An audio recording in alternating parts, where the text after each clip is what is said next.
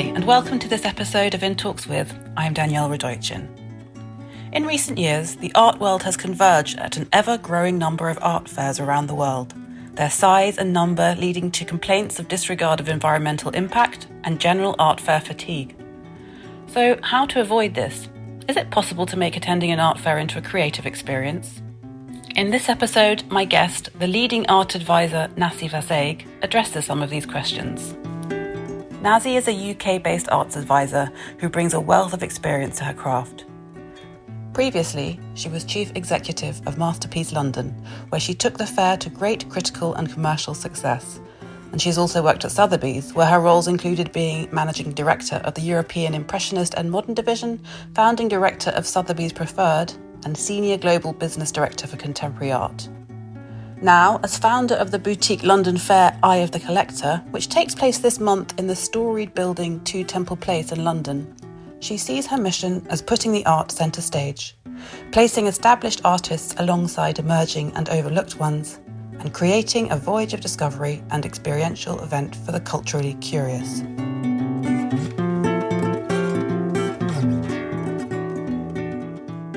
Hi Nazy. Hello. It's lovely to see you here in Shoreditch on a cold May morning.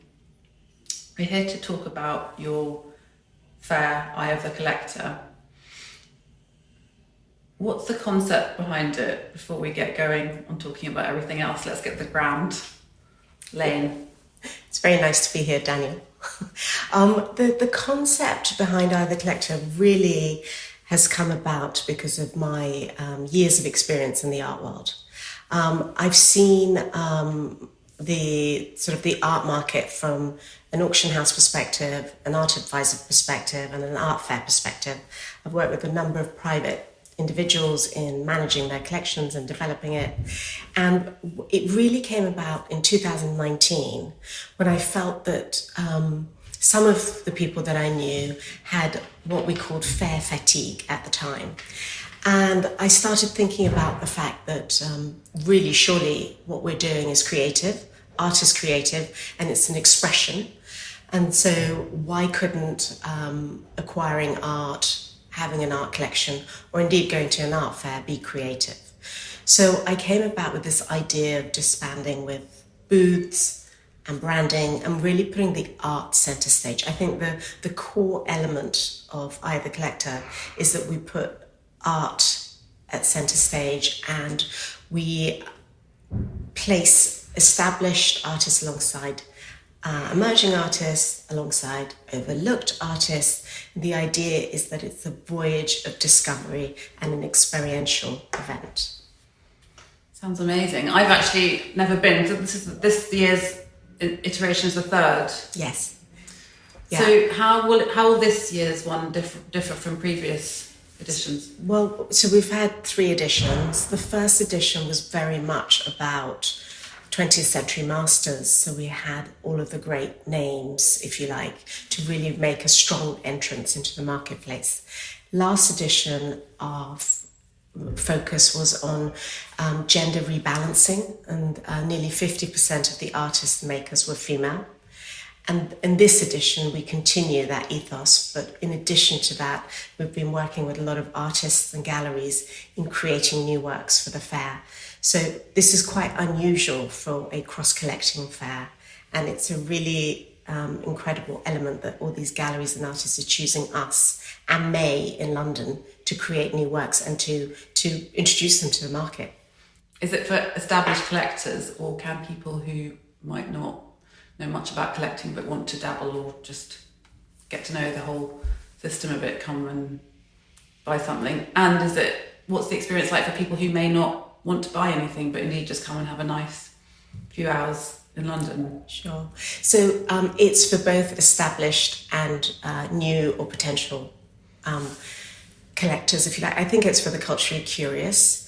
We take place in this incredible neo-Gothic mansion in central London. Yeah, I want to ask you about that. 2 Temple Place. 2 Temple Place, which used to be William Woodolph Astor's private office and residence. And the very fabric of the building is made up of statues and figures from art, culture and literature that Astor himself admired. So the building itself is a work of art. We place the pieces... It's not normally open to the public, that building, is it? No, it's a rarely seen building. So it's another opportunity. It's an opportunity to see that space as well. Absolutely. Yeah. I mean, it's a special moment in time in a rarely seen gem of a building in central London. So it's really, really special. But in terms of people who don't already collect, we lay things out as if it's in an imaginary collector's home. So it's very, very easy to be able to imagine how you might live with that work of art. And I think that is a very important thing for us, because the artworks are exquisite, but it's about being accessible. And I think it's really important that when you put on shows that people feel like they can come and have a look around and hopefully ask questions, form relationships, and who knows, maybe acquire. So do you have to register online? Like, how do you get in? you buy a ticket online. Okay. You can buy a ticket through ithecollector.com, or you can buy a ticket through our Instagram feed. But you have to buy your ticket in advance. You can't just turn up. So anyone can buy a ticket. You don't. Anyone can buy a ticket, and we offer concessions to students, etc. And what about people who can't get there physically because they're in a different part of the country or abroad?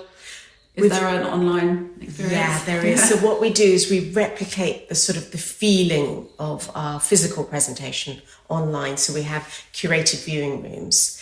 And then in addition to that, all of the galleries have their works on Artsy, and they also have more works on Artsy than we can physically fit in the space.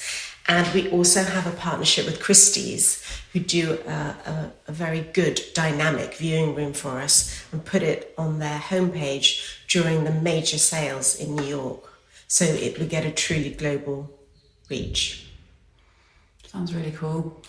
And what about the pieces that you've got there? Because I've read in the press release that I was sent that you've got this kind of it's art and it's design and photography, and there's obviously some big name draws there. You've got Bridget Riley, Patrick Heron, Frank Auerbach, and then designers like Jorge Zalstupin, and photographers including Cartier-Bresson and Lillian Bassman.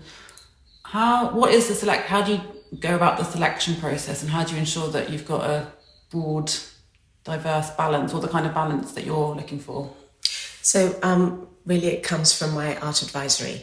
I mean, that's where the I suppose the intelligence comes from. But the idea is to present a cross section of collecting categories that are both enticing, educational, and highly sought after. So you've just mentioned some of the names coming, and this year the mix is very much 20th century masters and 20th century overlooked artists who we consider as being masters, like Cissy Keane, and we have got. Who I don't know. Cissy Keane was born to a German family. She came from a middle-class family who didn't consider becoming an artist as the right path for their daughter. She had a riding accident, which meant that she could actually devote her time to painting. And she actually worked in Léger's studio under André Lhote. So when you see her works, they have all these Cubist and Léger influences all throughout them. And we introduced Cissy Keane through Whitford Fine Art last year, and she was highly sought after. And we have been able to find 3 more works, just for example. But so we're mixing. That sounds amazing. Yeah, it is amazing. It is amazing, and I get very excited. Worth going just to see those. Yeah, for sure. Worth going, full stop. Yeah. But so we really mix it up, and I think that design is also an important element. And photography, in terms of a collection of photography, is a new thing for us, and we're very happy that Peter Fetterman Gallery from California are joining us this year, and they're the ones bringing Lillian Bassman and Henri Cartier-Bresson, etc. And we also this year have got nearly 60 works commissioned specially for us. So it's a big mix of modern design and contemporary art at the fair this year. And you just mentioned there that, you know, the curation is very much down to your experience and expertise, and this is very much your baby in a way. I hate that expression, but you know what I mean. Yeah. And tell me a bit about what about your experience in the art world made you want to start this? Because I know, for example, you were behind the Masterpiece Art Fair. You were the chief executive there, and it's not continuing this year, but a really successful art fair in London of masterpieces. And then you were at Sotheby's prior to that, so you've got tons of really amazing experience that you bring to bear to this. But what was your dream with stuff? Why did you want to start this? I wanted to start this because I felt that London is like an important creative hub, that the art world should be creative. You mentioned Sotheby's. At Sotheby's, I launched something called Sotheby's Preferred. And the aim of that really was to encourage cross-collecting.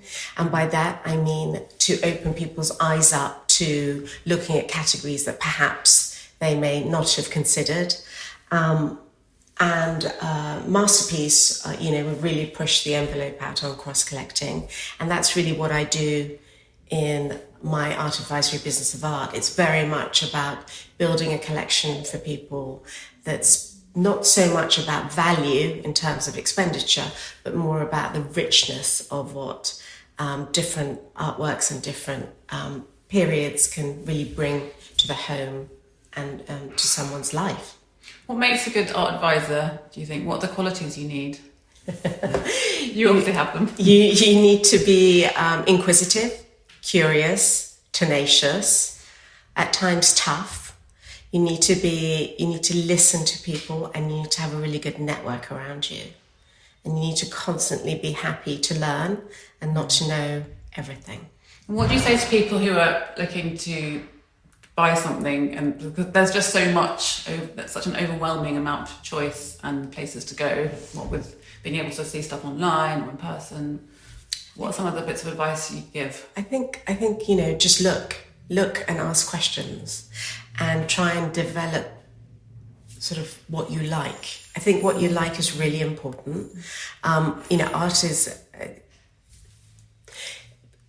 the contemporary art world has changed enormously over the last 10 years or so, and in many ways it's certain artists are now investment artists, but it is an investment of passion, and I think that you need to love what you buy. And I think that asking questions, talking to experts, talking to a reputable art advisor is a good idea depending on what you're trying to get into.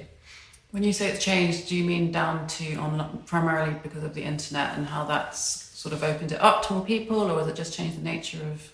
It's changed. It has changed through the internet and online for sure, but it's also changed in terms of desirability, collectability, that whole element of hot young artists that are limited in supply, but there's a lot of demand for them, and it's become quite a business. How important do you think London is as an art centre, and has that changed at all in your time working in it? I think London is really important as a cultural arts centre. I think London has a long history, of being a centre for the arts. I think that we have issues for sure at the moment because of the pandemic and because of Brexit and the red tape around that.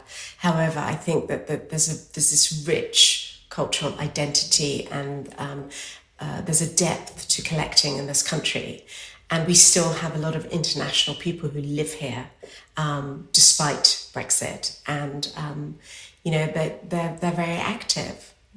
And are you seeing, as we're coming out of tailwinds now, the pandemic, and Brexit is an ongoing issue, but we seem to be in a different place now to, for example, even like 2 years ago. What's your take on the outlook? I'd love to say the future's bright, but I think we've all learnt to be practical. We've all learnt to evolve, And I think that for sure it's been tough for all of us working in our industry. I would say COVID brought people together. There was a great sense of collaboration, and Eye of the Collector is very much about collaboration in that the galleries trust us to work with them to select the artworks. And I think if anything, that whole period has really exemplified that. I think Brexit is a different issue. I think that is a huge commercial issue for all of us. And we have to find ways of improving things. What do you think there's going to be an improvement with the recent, with Rishi Sunak's recent achievements with the Northern Ireland Protocol? And is that going to affect your business at all, or is that not really that doesn't come into consideration? No, that doesn't really go far enough. I think what we need is free movement of goods, which has been eroded effectively. Has it affected your business personally? I think it's affected all of us, yes. Just in the sense that stuff, because it's so much more expensive to ship things, or? It's more expensive to ship. There's red tape, and the lack of freedom of movement just within Europe and the UK causes headaches. So it's another added element to doing business, which every gallery, every art fair is having to face at the moment. So tricky, isn't it? How about, have tastes changed in the last few years? Well, changing tastes, how does that, is there a direct correlation between what goes on that as an expert that you notice? Is there a direct correlation between what goes on in the culture and people's tastes in art? I think what's changed is that people are collecting earlier. I think that people are more interested by collecting. And I think that what platforms such as Eye of the Collector do is there's a big value band, if you like. So you can start collecting without spending too much money, or you can, buy sort of modern masters at a higher price point. And I think that's really, really important. I also think that, years ago, people perhaps inherited artworks from their parents, or their parents maybe bought them a dining table set, more traditional forms of collecting. I think that's stopped now, more or less. So I think people are now going into online and buying things, and perhaps starting with prints or drawings, and it's really developing what they like. So it's not so much taste, I think it's access and actually the information being available. It's really interesting, isn't it? I mean, I suppose that sounds like it's a good thing that there's a lot more people who have access to all kinds of art, and it's not such a closed world as it was. No, I think it is a really good thing. As long as, people are buying from reputable places and doing their research or asking for help. I think it's a really, really good thing. I don't think, collecting at whatever level you're at should be limited to, the top 2%. And I don't think it should just be about sort of,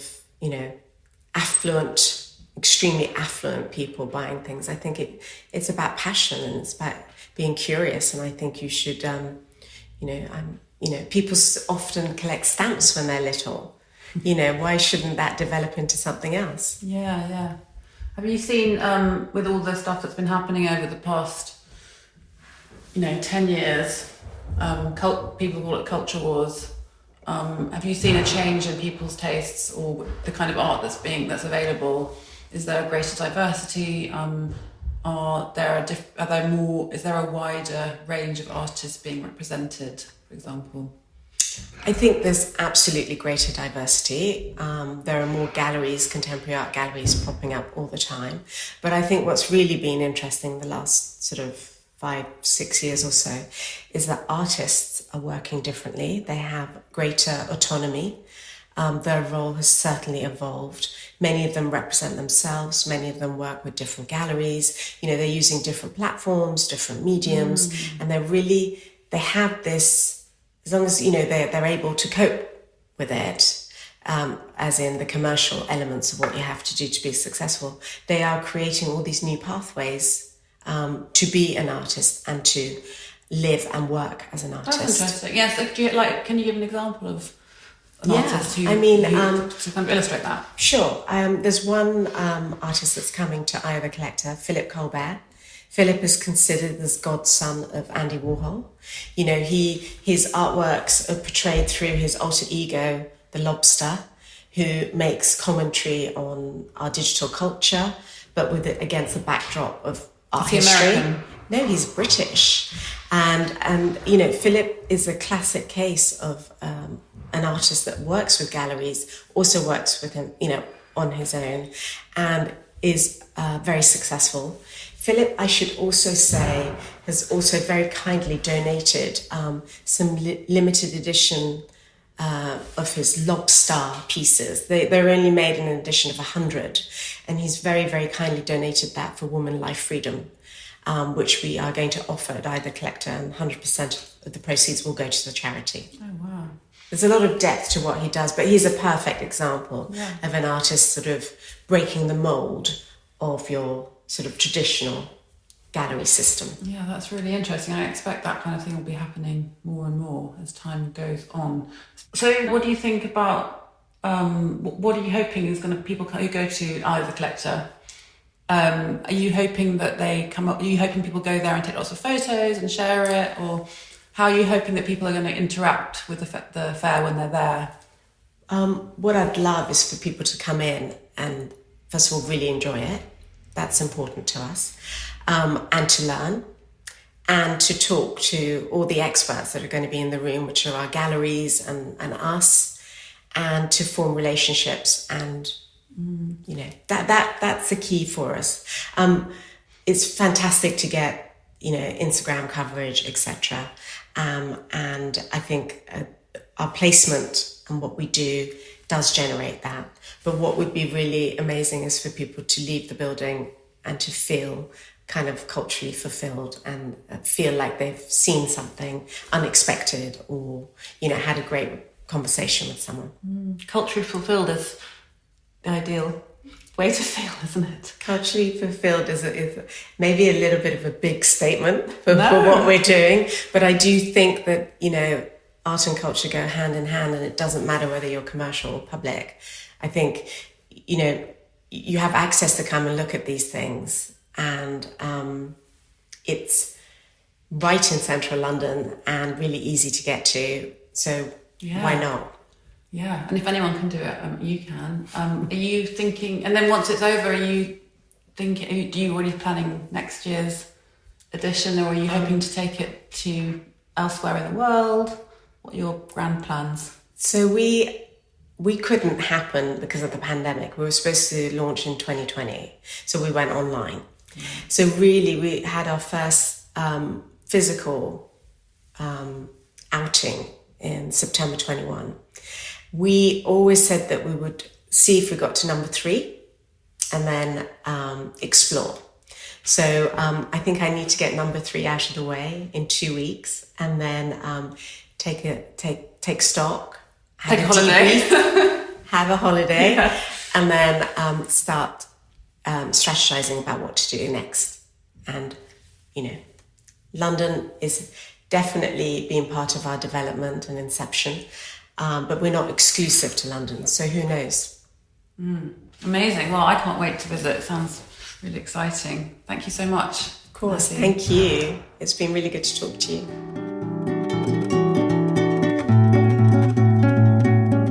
You've been listening to In Talks with me, Danielle Radoichin.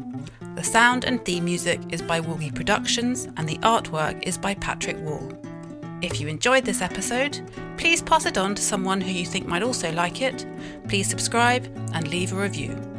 To pitch for guest ideas, you can DM me via my socials at Danielle Radoichin. Thanks for listening.